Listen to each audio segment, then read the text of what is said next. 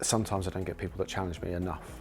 And James does that. He does say, well, hold on a second, have you thought about this? Or should you be doing that? Or why are you doing that?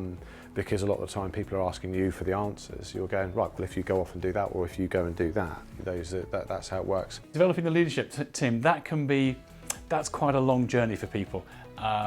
Generally what you've got is a bunch of people who have grown and developed with the company. For some reason you've chosen them as the potential leadership team. They may or may not have the skills. So there's a big skill gap to learn and for them to develop in order for them to become a leadership team successfully. It's going to take a period of time. Identifying the right people, giving them the right skills, actually giving them the confidence in themselves so that they believe they can do it is quite a big issue. A lot of people don't think they can do it. So it's part of, as the leader, learning that and passing that information on to them and that confidence on to them.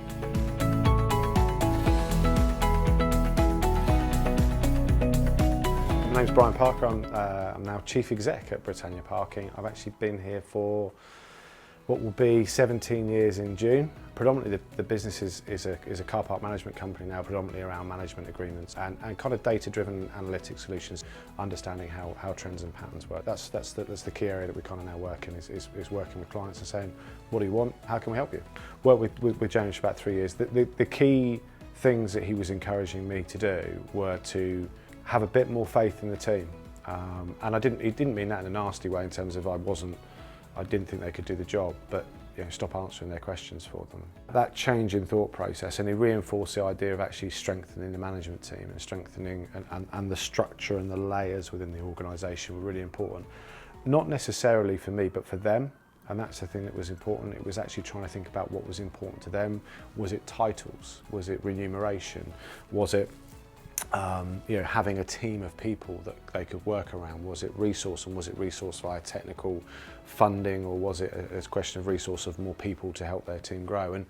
And also to understand the characters and what makes them tick and why they wouldn't necessarily see eye to eye. So really beneficial on that side to think about what needs to be done and taking the time to think about what needs to be done and realising that just because you worked really, really hard to get somewhere in an organisation, you don't always have to be going hell for leather all the time. It's about the time that you put in, the thinking that you do and the decisions that you make that matter. One of my most important roles is to get them and teach them to learn to sit on their hands and let the team do it and not leap in and get involved.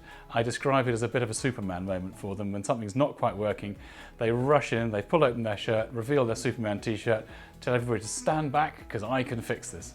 And do you know what? That is not the way forward. But everybody does it. You have to learn to stand back and learn to sit on your hands, and it's quite hard for people to do that. In terms of supporting the business, from my point of view, it's definitely allowed me to become less involved in the day-to-day. So I'm not having to, it's just like you set the systems up, you give them the parameters, you give them the detail as to how they run the departments, and they report accordingly. And they win and lose based on those positions. And the teams that we've had in place, the benefit has been that I've been able to think more about what the direction of travel is for the business, where it's going to go, what we should be doing, and actually, for want of a better word, not marking my own work because somebody else is taking care of it. Because it's very difficult to be self-critical, doesn't matter who you are.